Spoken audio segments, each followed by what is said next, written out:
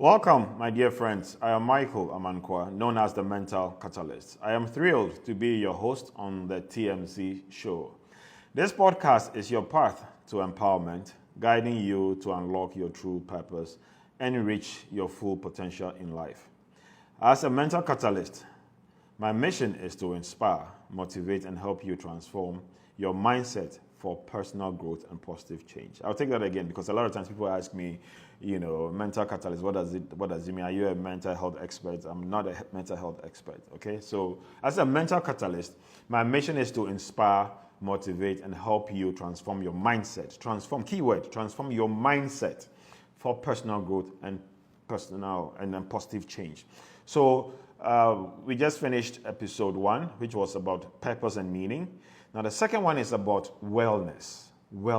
Okay, so we're going to explore the intricate relationships between physical health, mental well-being, spirituality, and emotions, forming a bedrock of a fulfilling life. Because at the end of the day, once you have your purpose, you have your meaning, we want you to be able to have a fulfilling life. So at the end of the day, when you're on your you're on your bed and you're about to check out from this world, you look back to your life and you say, you know what? Yeah, I've had a good ride. I don't need to have another pass at it because you've lived a fulfilling life, because your purpose was defined, you understood the meaning of life, and you've done your best to have a fulfilling life, okay? So as I normally do, I define some of the terms. So we take the first one, which is physical health. So physical health refers to your overall well-being, okay, of an individual's body, encompassing aspects like fitness, nutrition, sleep, and absence of disease and injury. Your physical health. So a lot of times we hear the word physical health, but we don't understand what it means. So I'll take that one again. So physical health refers to the overall well-being of an individual's body, your physical body, okay, encompassing aspects like fitness. How fit are you? How active are you? Yeah? Nutrition, sleep, and the absence of disease and injury. And this is important because at the end of the day, it's not about how long you live on earth. It's not about your lifespan. It's about your health span. And the difference between lifespan and health span is what? How long have you lived with minimal, sickness, right? So you want to have a longer health span and not necessarily a long life, because you can have a long life and you've had 20 years of ill health. That is not what we seek to do.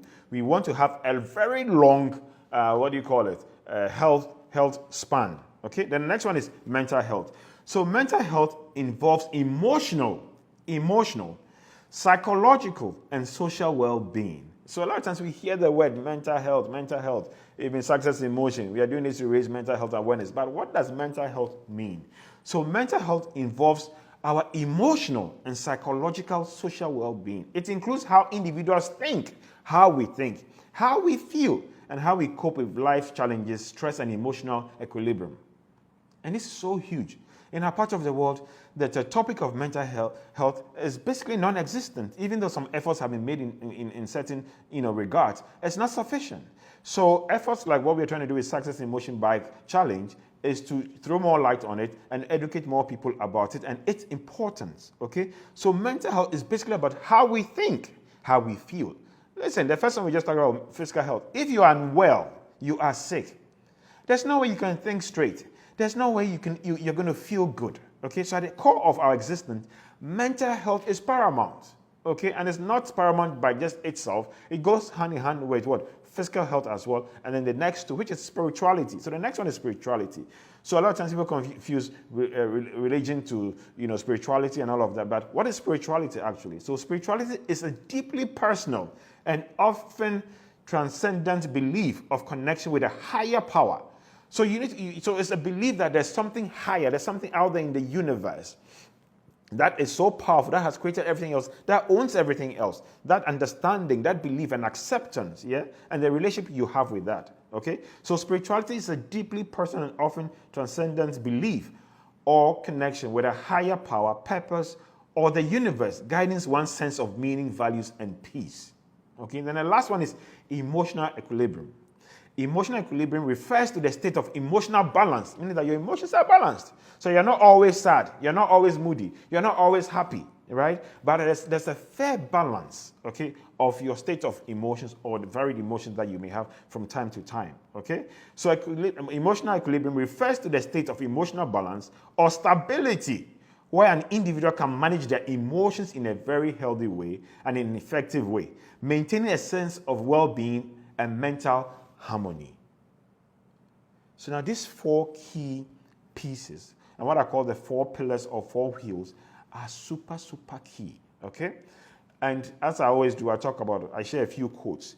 So the first quote reads, "The greatest wealth is health." And this is by a guy called Virgil. The greatest wealth is health. A lot of us think that the greatest wealth is money, dollars, pounds, cedis, euros, material things. But if you have poor health and all you get to do is you're stuck in bed, you don't feel good, you can't think straight, and you have all the money in the world, I don't see how that compares to having good health, right? And feeling right, and feeling, hopeful and excited about being alive, right? So the greatest wealth is health, not what I said earlier. You don't have to be positive all the time. It's perfectly okay to feel sad, angry, annoyed, frustrated, scared, and anxious. Having a bad day does not mean you have a bad life. And this is by unknown, okay? Because we are human beings and God has created emotions, as part of our existence, it's important that we know that, we are emotive human beings, and these emotions we have, what they mean, and not just what they mean, but how do we leverage them? How do we use them to interact and, and deal with people, okay?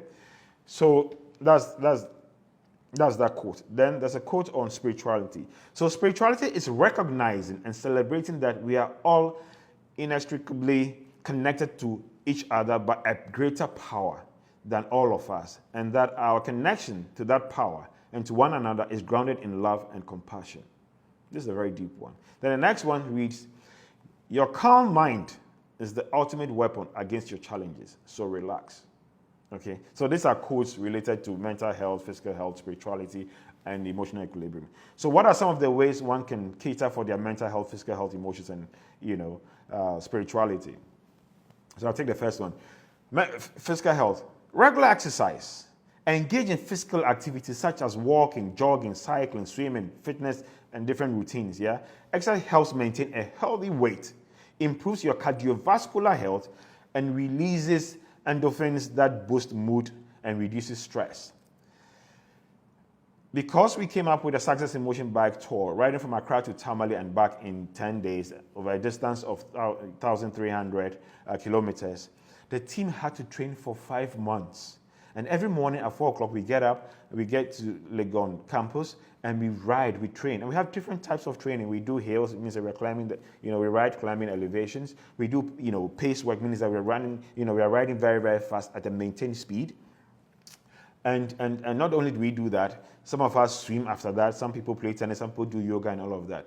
But we do regular exercise to help us be fit, okay, to be able to embark on this challenge. That starts actually tomorrow, which is the 1st of November, okay? So regular exercise is very important. So once you define your purpose and meaning, as I did in episode 1, the next thing that is important is also being physically fit, to be able to embark on that purpose or that journey that you've defined for yourself, okay? And then balanced nutrition. It's very important, okay? A lot of us don't really think about what we eat. But we are what we eat, okay? Like they say, you are what you think. It's the same way we are what we eat. So balanced nutrition. Consume a well-rounded diet rich in fruits. Yeah, I think I do well with fruits from time to time. Vegetables, I give myself 0. I do very less vegetables here. Lean proteins and whole grains and plenty of water. That's another one. My hydration habits are terrible. I hardly drink water, which is not good, right? So your hydration is very important. So drink plenty of water. Proper nutrition provides essential nutrients for overall health and energy. Remember, whatever your life goal is, whether you want to help people, you want to be the richest person in the world, whatever it is, it's important you're physically fit. So here are just some 2 key nuggets to look at, which is regular exercise and then balancing your diet. Then let's look at mental health. Mindfulness and meditation, okay? Practice mindfulness techniques and meditation to stay present, reduce stress, and improve emotional regulation. Okay, these practices promote self-awareness and calm the mind. One of the things I've tried to do over the years is to always learn to be calm. So for those who know me, they'll always say Michael's calmness and patience is deadly because he can't tell what he's thinking, what he's feeling. But I've also known that it's also a strength. It's a very powerful tool that I need. So when the storms of life come at me, I know that at any point in time, I need to remain calm for me to be able to use my cognitive, abilities to make the right and smart decisions to overcome whatever challenges I face. So I constantly practice mindfulness and consciousness, and I try to live in the moment. Okay, try to live in the moment. From time to time, I'll veer off into the future, but I always try to live in the moment to understand where am I? How am I feeling? Okay, what are my thoughts? Am I thinking evil thoughts? Am I thinking bad thoughts? Am I thinking vengeful thoughts? I need to check myself. And at the end of the day, I always try not to carry emotional baggage. So if somebody pisses me off or hurts me or stabs me and whatever it is, because I'm mindful, I'm able to easily address that emotion. So it doesn't build up to a point where I'm carrying emotional baggage, which, makes me not live the kind of life that I need to live, right? So we need to practice mindfulness and meditation.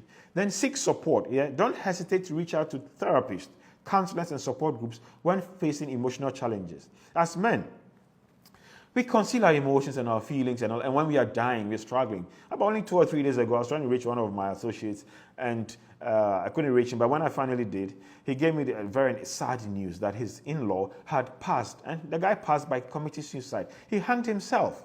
So a lot of people are on the fringes. We are suffering. They are suffering, but by virtue of culture and who we are as men, and not just men, but shame. We always want to put up appearances and all of that. We are dealing with so much. People are financially broke. They are not happy at work. Their marriages are in interesting places. There's so much going on that look. We are carrying so much baggage, but because we don't want to be seen as chickens and weaklings and all of that, we conceal these things, and it's just bottled in. Yeah, so we just talked about emotional expression. Now we're going to talk about stress management, and we're also talking about emotions. Yeah, so stress management. Develop stress reduction techniques like breathing, progressive muscle relaxation, or engaging in hobbies. Managing stress effectively contributes to emotional well-being. At any point in time, you want to protect your emotions, your mental state. Okay, so stress management is key. It's key. What I normally do is when I feel stressed, I'll go for a quick walk, yeah? And one of the things I've really realized that really works is being out in nature, okay? There's a reason why God created the outdoors for us, the outdoors in nature, the mountains, the valleys, the rivers, all of those beautiful things, yeah? So there's a reason being out there and feeling the fresh breeze, yeah? It just allows you to transport yourself to a whole different world if you allow yourself to think. So stress management is important. Figure out the things that help you. Sometimes I'll take to swimming. Sometimes I'll just relax and just watch, a very inspiring movie. Or my favorite, I'll grab a book, because the more I read, the more knowledgeable I feel I'm becoming, the more imaginative I'm becoming, and the more powerful I feel when I read. So as part of my stress management, these are some of the things that I do. So it's important for you to adopt stress management techniques to help you deal with your emotional state. Then the last one is spirituality. Yeah. So meditation and prayer. Okay, spirituality. As I talked about, the 4 key pillars, spirituality is one big one. And early morning, you need to command your morning and elevate your life. You want to be in charge. You want to set the tone for your day. So one of the first things I do is the moment I get out of bed, when my 2 feet are touching the ground, I'd say to myself, today is going to be an awesome day. Today is going to be a great day. So I start psyching myself up, and then I start my morning reflections and then, devotions in my head. Okay. Then I'll have my gospel music playing, and it just lifts me and puts me in the mood. Yeah. So at that point, it opens, some kind of channel for me to start connecting with my God and my Maker. And, I'm telling him the things I'm grateful for, the things I want him to do for me during the day, the things I want him to forgive me for, even though I've asked him a million times to forgive me for those same things. I keep on asking, and I'm sure he's somewhere smiling at me. So spirituality, meditation, and prayer is a key part. Yeah, dedicate time to meditation, prayer, and other contemplative practices that align with your spiritual beliefs. These practices help you connect with a higher power, find inner peace, and gain clarity. Because when I do this morning devotions, and sometimes I'll read my daily guide. I don't read the Bible much. I'll read my daily, it's not daily guide, daily bread. Sorry, I read my daily bread. I listen to my gospel music, and then I have my quiet time. I can just feel God's presence. I can just feel that, look, no matter what challenges I have, He's got it covered. And I smile. So a lot of times people look at me and say, Charlie, when there's fire, there's heat, you're smiling. It's because I'm a person of faith and I believe that my Maker has got my back. Yeah, so your meditation and prayer, let's not joke with it. Then you have community involvement. Participate in community or religious groups that shares your spiritual values. So for those who like to attend church, obviously in moderation, that is a good support base for you to go. And I personally enjoy, going to church when I get the opportunity to go, because when you're in a church room and you are fellowshipping with other people, you can just feel the presence of a superpower, a super being in there. And for me, it's just a reaffirmation of my God, still with me. Yeah. So find those kind of gatherings or associations to also complement and help. But when it comes to wellness, I want you to remember this. The analogy I always use is just like a car. It has 4 tires. Yeah. One represents mental health. One represents physical health. One represents emotions. One represents spirituality. All of these tires, all of these 4 tires on the car have to be optimally pumped to the required PSI or pressure levels for the car to function well. So today, most of us have all our 4 tires flat. Our mental health is whack. Our physical health is in the garbage. Yeah, spiritually we are off. Emotionally we are totally lost. Yeah, yet we are just roaming, going through life and hoping that miracles will happen or will succeed. It's not going to work. So these 4 key wheels have to be in check. And on a daily basis, every morning, you check them. Physically, how am I feeling? Have I done my morning physical activity? It could be 10 minutes of intense work, skipping, push-ups, planks, or whatever it is. An activity just let you sweat. Mental, and when it comes to mental health, I've talked about this severally. Yeah, some of the things you have to do. One of the things that I do is I always add reading to my mental health. So I always tell people that if you have a 300-page book and you want to read, you want to read a book in a month, divide that 300 pages by 30 days, which is 10 pages in a day. And then divide that 10 pages in a day by morning. So that's 3, afternoon 3, and then in the evening 4. That gives you 10 pages, yeah? So in the morning, you can quickly grab, whilst you're having breakfast or you're trying to sip, or, if it's an audiobook that you want, you can actually listen to 3 pages, yeah?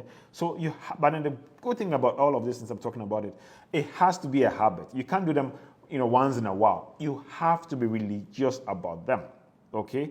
And trust me, when you do, you will see a transformation in the way you think, the way you feel, the way you look. And look, you may just want to live forever. So on this note, this completes episode 2, which was basically about wellness, okay? And then we're going to move to episode 3, which is about preparation, okay, preparation.